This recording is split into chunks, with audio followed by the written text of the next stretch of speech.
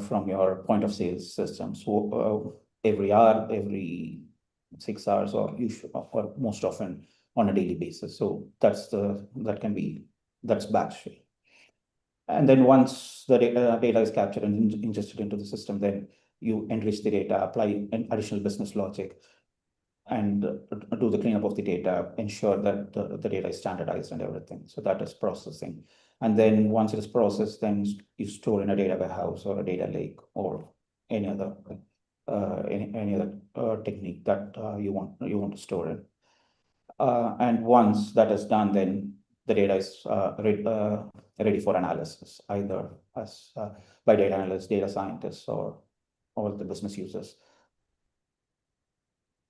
And you can use the data to build a dashboard or ML models or just reports. When I say business reports, it is just you analyze the data and just send it out as an email usually, and that is normally done.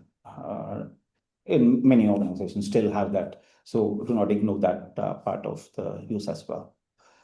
And in addition to this, where I'm not going to discuss this much today, is like metadata management, especially metadata management. So when you ingest the data, and when you have the data, and when you have a lot of data, then you need to ensure that additional information about the data is available in a centralized system so that it is searchable by everyone.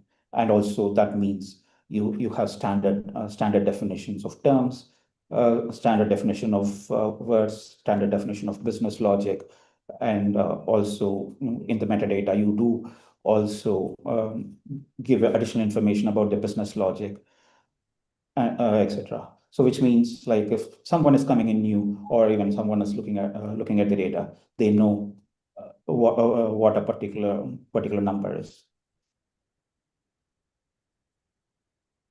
So this is kind of a high level thing, high level overview of the data pipeline on Google Cloud. So this is slightly out of date, but nevertheless, it's still it's like, I would say, 90% there. There are a few additional products added, and that happens all the time on the nowadays. So, but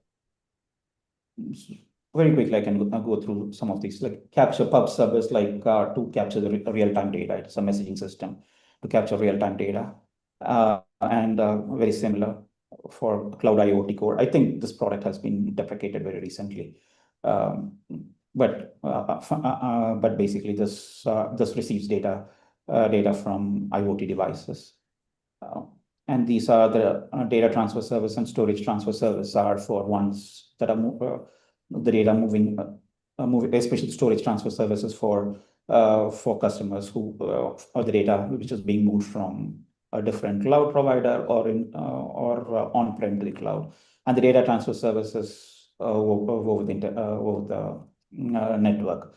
So basically, this can happen every day also. Usually, the storage transfer services one off, and then for processing, you have Cloud Data Flow, which is good for both stream and batch processing. That is based on Apache Beam framework, open source Apache Beam framework, and Cloud Data Flow will be the runner. And if you're running Hadoop systems, then you can use Cloud Data Proc, which is like a managed Hadoop on GCP. And also fairly recently, not fairly, maybe a year or year and a half before, a new serverless Spark has been introduced as well, so which makes it a lot easier to run Spark jobs.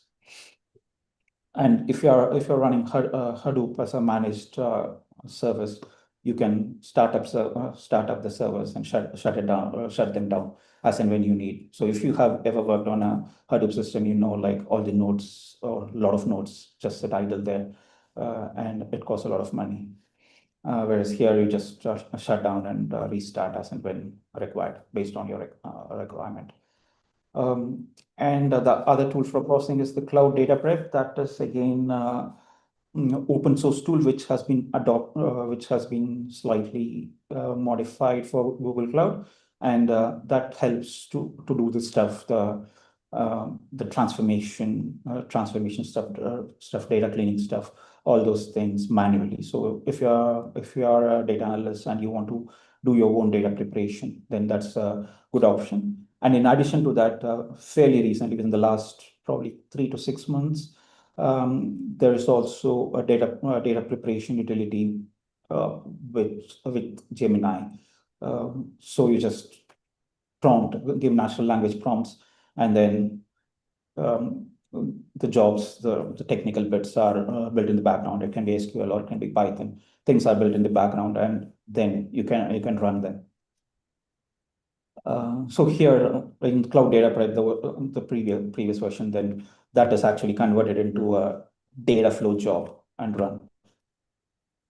So in terms of storage, it is like you have the cloud storage, which is the binary storage, um, where you just throw in files and other things. So it can be used as a storage for data lake, as well as the cloud data proc Hadoop uses the cloud storage.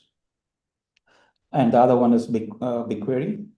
And from a Google Cloud perspective, and data perspective, BigQuery is becoming the center point for everything data. So everything is being surrounded with BigQuery, and even existing products are given a BigQuery tag. So that's how it is going. And in analysis, yeah, again, you can use the BigQuery as an analyst for analytics as well, directly, as well as you can use BigQuery ML for some basic machine learning things directly on BigQuery.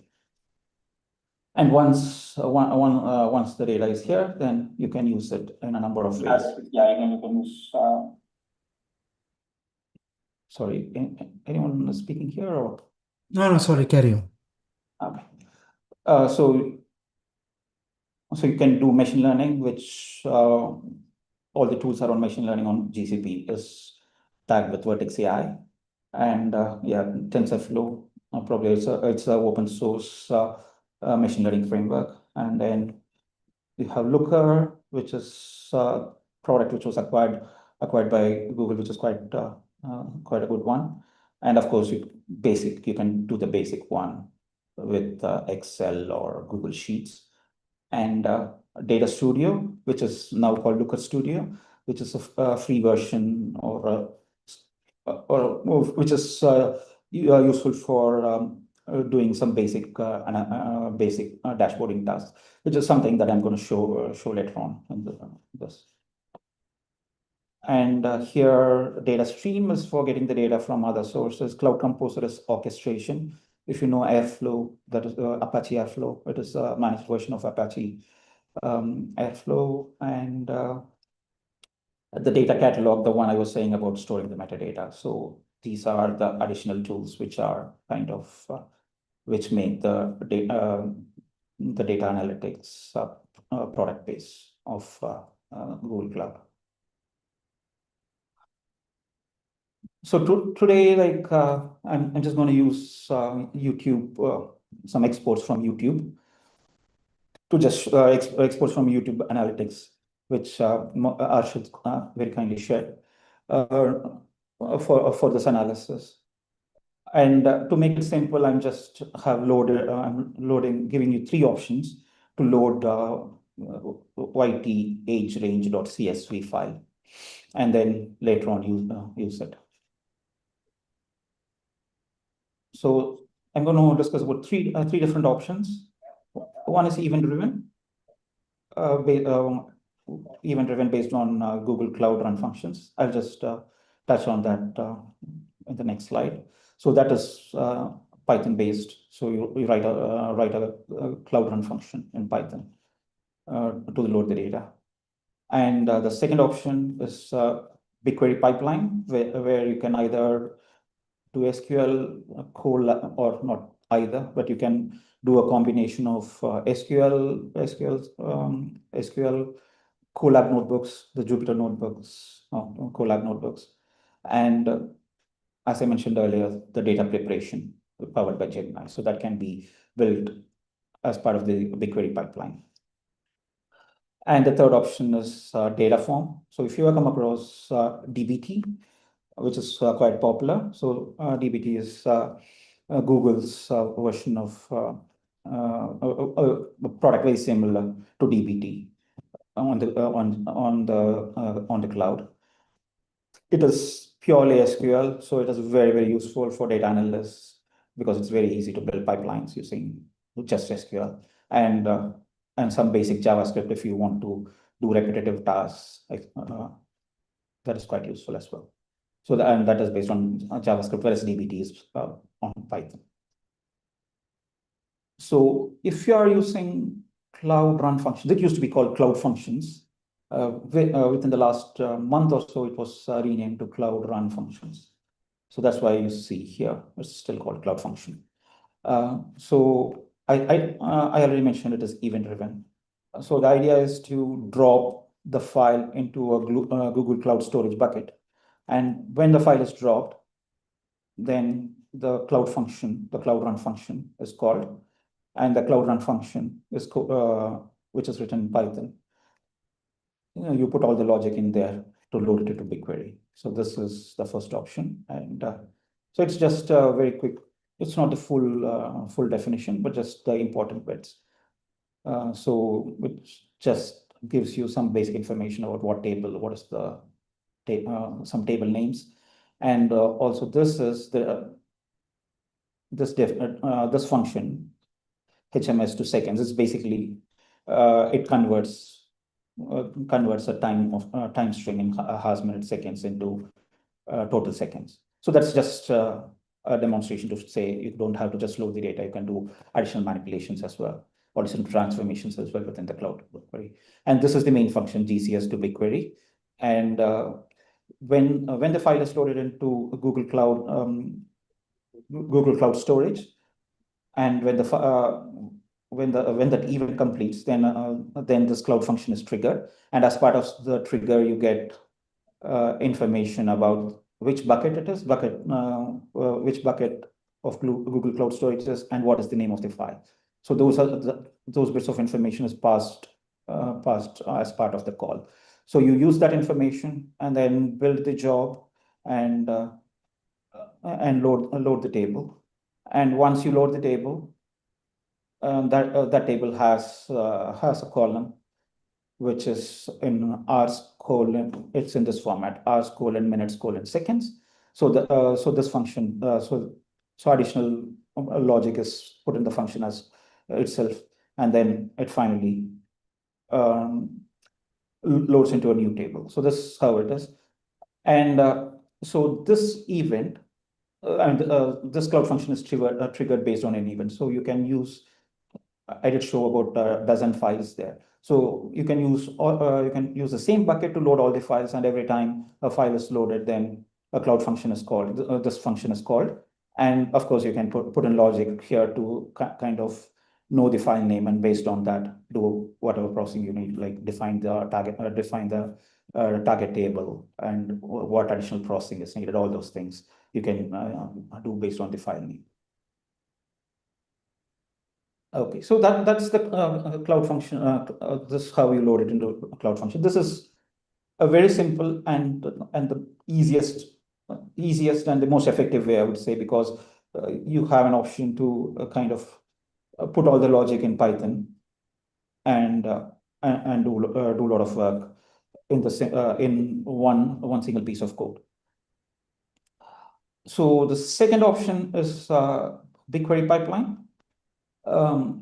So for this, like, because we may not necessarily be using the events and stuff like that, so this has to be scheduled. This is not event driven, at least as of now. It is not event driven, so it has to be scheduled. So let me just come here. So you can have in the pipelines, you can have SQL queries. I say queries, it is SQL queries. And then it can have Colab notebooks, and it can have Gemini powered data preparation.